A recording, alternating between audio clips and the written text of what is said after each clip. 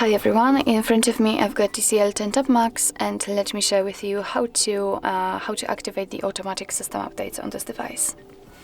So first of all, let's enter the settings, and here we have to scroll down to the very bottom to find the system. Now let's tap on About Tablet, and here scroll down to the very bottom.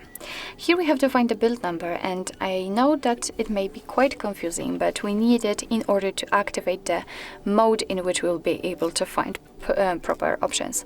So all we have to do is to simply keep tapping on it until we will see that we are in the developer mode. If you've got any kind of screen lock currently set, then you will have to enter it in order to confirm the whole step. And as you can see right now, we are a developer, so we can go back and enter developer options. Here let's scroll down just a little bit to find automatic system updates. As you can see, in my case this option is turned off, so in order to turn it on, just tap on the switcher, and since this option is active, your device will be allowed to apply the updates when it will be restarted.